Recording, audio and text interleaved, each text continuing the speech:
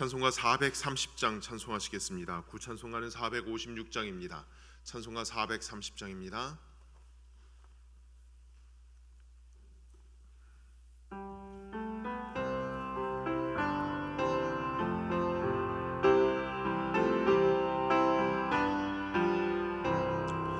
주와 같이 길 가는 건 즐거운 일 아닌가. 우리 주님 걸어가신 발자취를 밟겠네. 한 걸음 한 걸음 주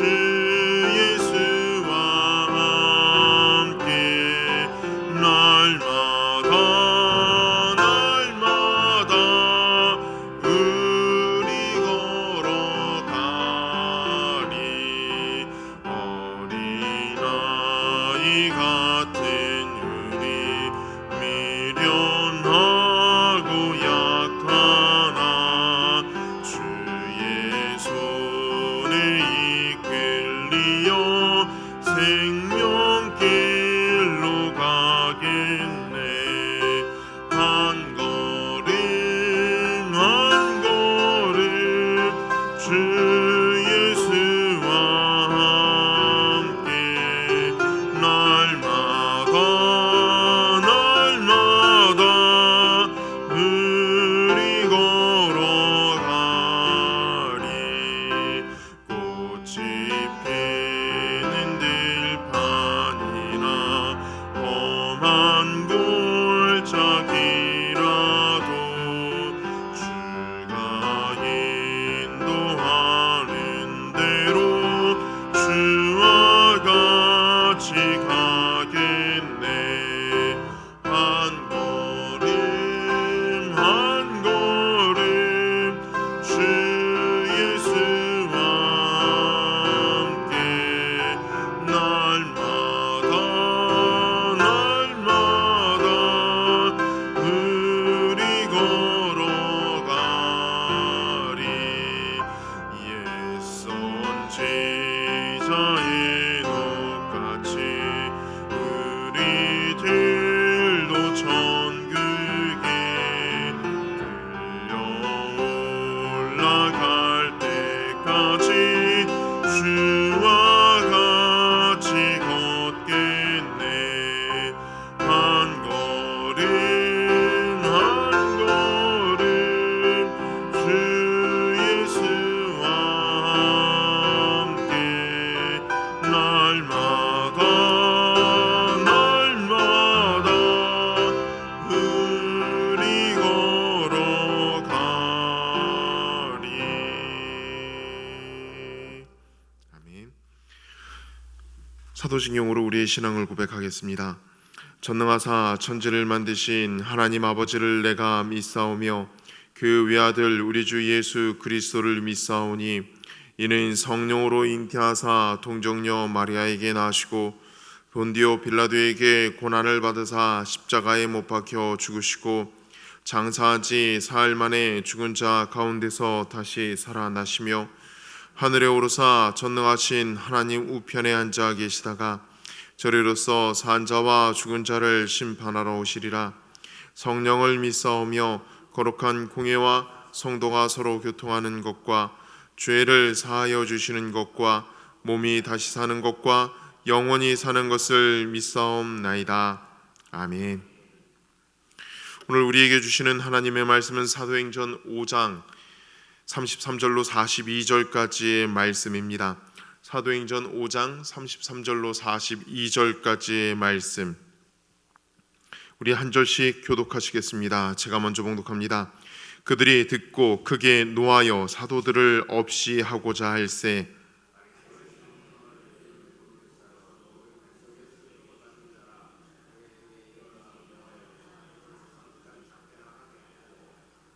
말하되 이스라엘 사람들아 너희가 이 사람들에게 대하여 어떻게 하려는지 조심하라.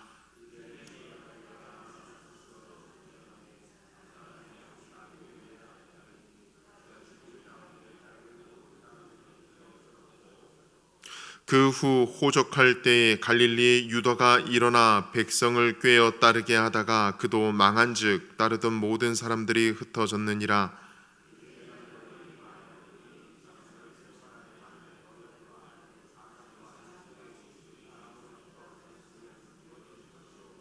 만일 하나님께로부터 났으면 너희가 그들을 무너뜨릴 수 없겠고 도리어 하나님을 대적하는 자가 될까 하노라 하니,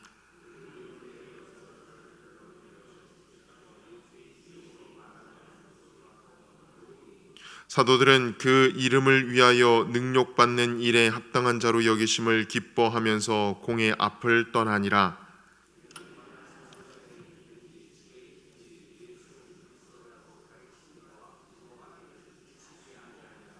아멘.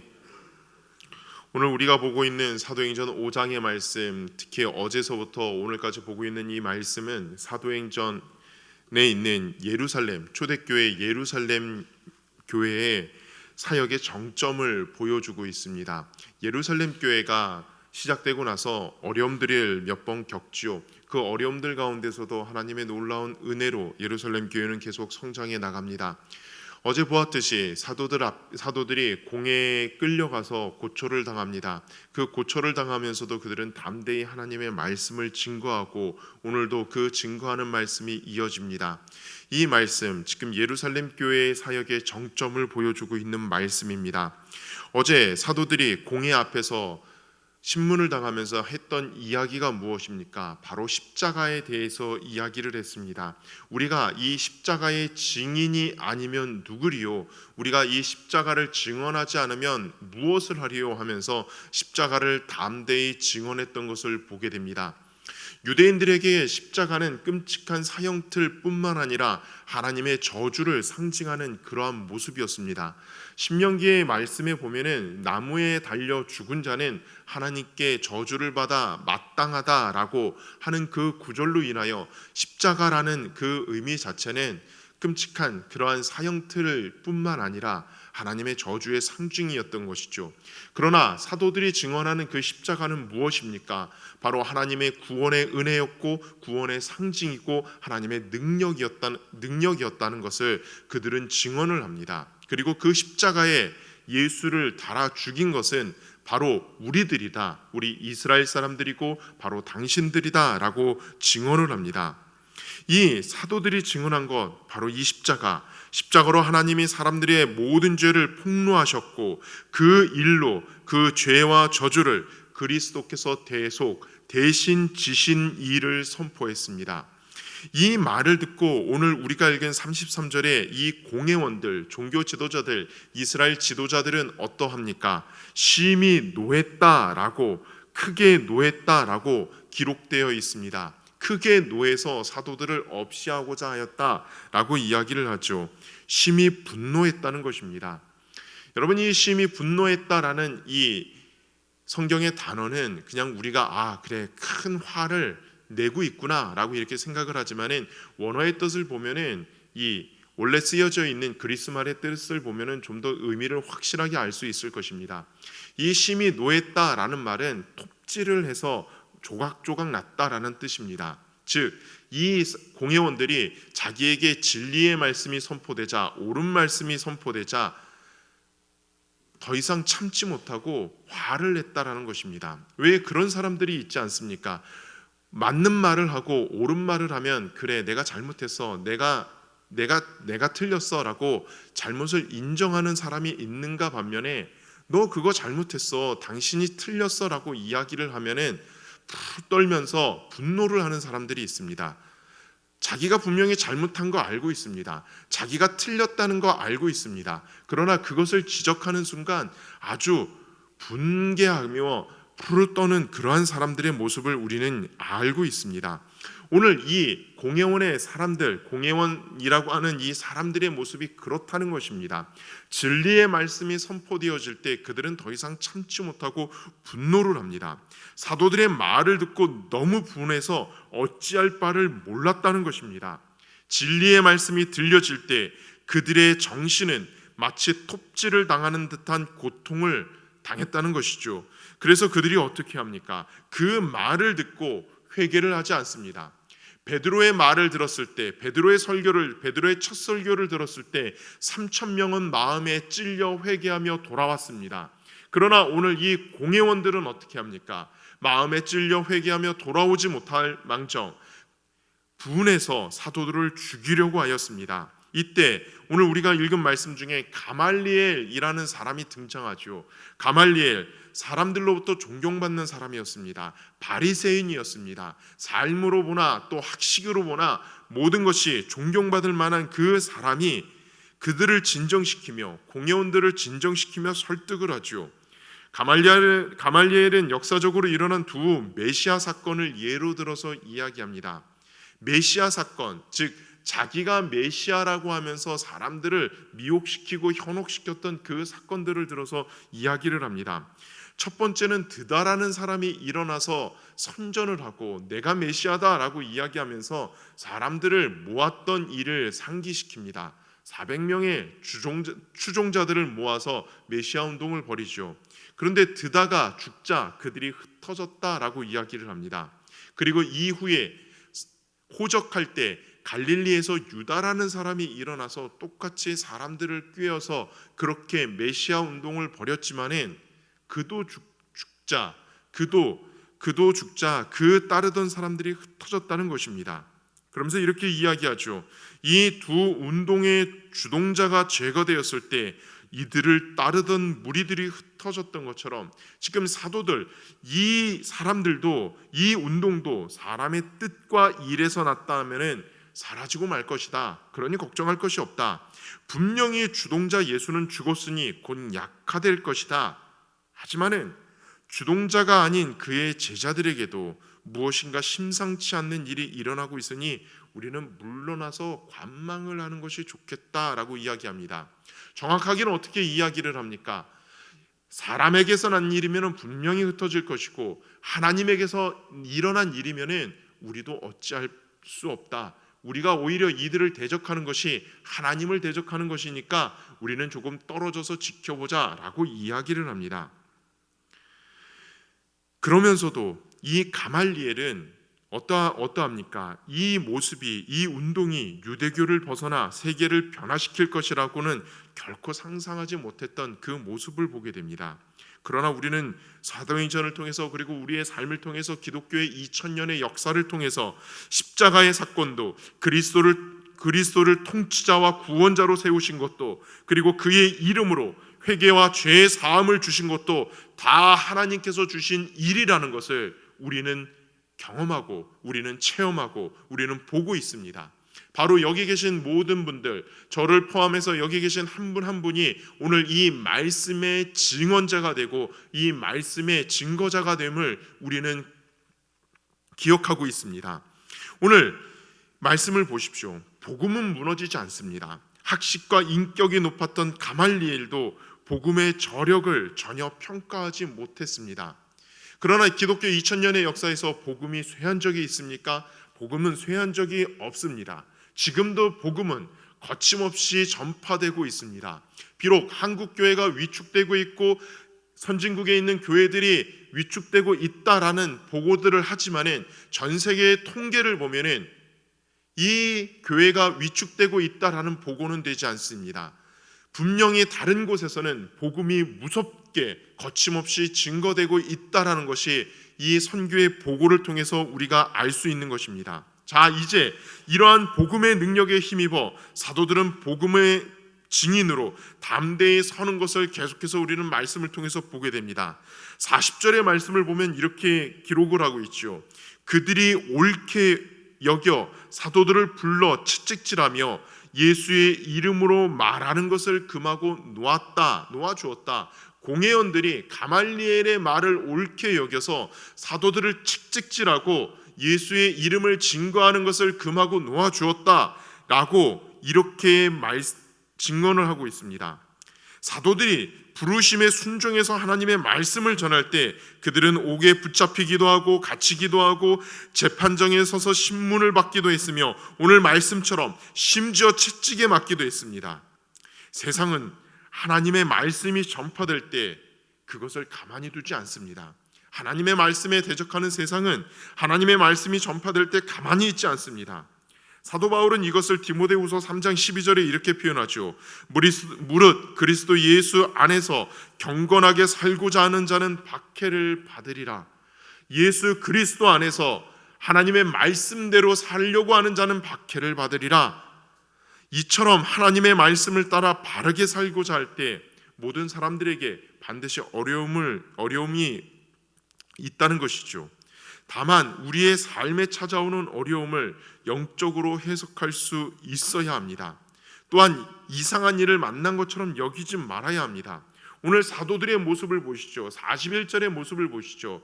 자신들이 그렇게 박해를 받는 것을 옳게 여기고 능력받는 일에 합당한 자로 여기심을 기뻐하면서 공회를 떠났다라고 이야기합니다. 하나님의 일을 하면서 그렇게 능력받는 일이 합당한 일이다 라고 기뻐하며 그렇게 떠났다라고 성경은 기록하고 있습니다. 사도들처럼 우리가 예수 그리스도의 이름을 위하여 어려움을 받는 것을 하나님께 인정받는 것으로 알고 기뻐할 수 있어야 합니다. 세상에서 받는 고난은 우리의 삶은 비록 어렵지만은 이 세상에서 예수 그리스도의 삶을 살면서 받는 고난은 하나님의 뜻대로 살고 있다는 생생한 증거가 되기 때문입니다. 그렇다면 복음의 능력을 가진 사람은 어떠한 삶을 살아가야 합니까? 사도들과 초대교회의 사람들의 성도들의 모습을 통해서 오늘 우리들은 그 모습을 보게 됩니다. 사도들의 모습을 보십시오. 초대교회의 성도들의 모습을 보십시오. 당시 종교 지도자들의 원포와 협박에도 전혀 두려워하지 않았습니다. 공회에서 사내들인 공회에서 협박을 할 때 얼마나 두렵겠습니까? 여러분, 현재에서도 오늘 지금 이 시간을 살아가고 있는 우리들도 그와 같은 공권력의 이야기를 들을 때, 공권력이 불러갖고 이런 일 하지 마십시오 하고 이야기를 할 때 얼마나 두렵습니까? 지나가던 경찰이 불러다가 당신 왜 이러한 일을 했습니까? 라고 이야기할 때 얼마나 두렵습니까? 그때는 더욱더 두려웠을 것입니다. 그러나 전혀 두려워하지 않습니다. 오히려 그들은 장소를 가리지 않고 시간에 구애받지 않고 날마다 하나님을 전하기를, 예수를 그리스도라, 예수를 주라 전하기를 쉬지 않았던 것을 보게 됩니다. 그들에게 예수님이 그리스도라는 가르침은 결코 포기할 수 없는 신앙 고백이었죠. 우리 또한 우리의 삶 속에서 이 고백이 끊임없이 나와야 합니다. 그것이 바로 하나님이 우리에게 원하시는 삶입니다. 저는 이것을 전도라고 말하고 싶습니다. 전도는 크게 두 가지 방향으로 나타나야 합니다. 첫 번째는 우리의 삶을 통한 전도입니다. 우리의 삶을 통한 전도가 무엇입니까? 예수님을 우리의 생각과 우리의 감정과 우리의 의지의 주인으로 인정하며 사는 것입니다. 초대교회 교인들이 오늘 예수가 그리스도라고 인정하며 나갔던 것처럼 우리의 삶 속에 예수님이 주인이십니다. 예수님이 구원자이십니다. 그렇게 인정하며 나가야 되는 것입니다. 그것이 바로 우리의 신앙의 출발이고 우리의 구원의 출발인 것입니다. 그런데 입으로는 그렇게 이야기하지만은 교회에서는 예수님이 주인입니다 라고 그렇게 고백을 하지만은 솔직히 우리의 삶을 한번 돌아보시죠. 저의 삶을 돌아보더라도 예수님이 내 삶의 주인입니다 라고 입술은 고백하지만은 진정으로 하나님을 그렇게 인정하며 예수님을 인정하며 살지 못할 때가 너무나 많이 있음을 돌아보게 됩니다. 매 순간마다 하나님을 인정하시길 바랍니다. 예수님이 내 삶의 구원자가 되시고 주인이 되심을 인정하시면서 그러한 기쁨의 삶을 사시기를 바랍니다. 왜 이것을 인정해야 됩니까? 예수님을 주님으로 인정하며 살아갈 때 우리가 얼마나 아름답고 복되게 살 수 있는지 세상 사람들이 볼 수 있기 때문이죠. 둘째는 우리 입술을 통한 전도입니다. 우리는 예수님이 그리스도이심을 끊임없이 이웃에게 전해야 됩니다. 우리의 진실된 삶도 중요하지만 우리의 입술로 전하는 진리 역시 중요하기 때문입니다. 왜요? 예수님이 그리스도라는 것은 하나님의 진리이며 그 자체의 능력이 있기 때문입니다. 여러분, 복음은 거침없이 전진할 것입니다. 마치 복음이 막혀 있다라고 생각하는 그 순간에도 복음은 거침없이 전파될 것입니다. 모든 나라와 민족에게 복음은 계속 전해질 것입니다. 그 복음의 증언자가 되시길 바랍니다. 우리의 신앙생활은 늘 우호적인 생활에서만 하는 것이 아닙니다. 신앙생활이 위협받는 어려운 상황에서도 우리는 담대함을 잃지 않고 예수님이 그리스도라는 사실을 전함으로써 우리의 이웃을 생명으로 인도해야 합니다. 이러한 복된 증인의 삶이 되는 저와 여러분이 되시기를 주님의 이름으로 축원합니다. 찬송가 440장 찬송하시겠습니다. 440장입니다. 구찬송가 497장입니다.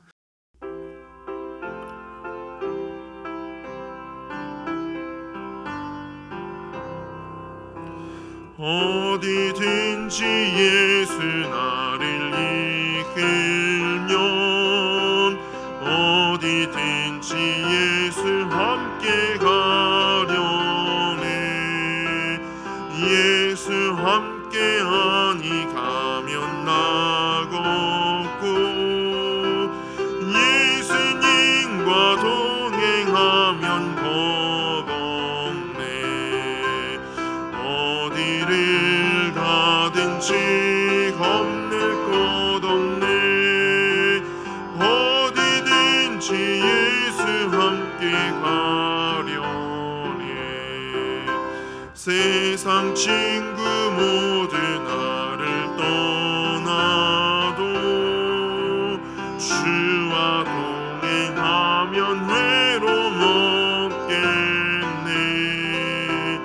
가는 길이 위태하고 험해도 어디든지 예수 함께 가려네. 어디를 가든지 겁낼 것 없네. 어디든지 예수 함께 가려네. 모든 그늘 나를 애워쌀 때에 주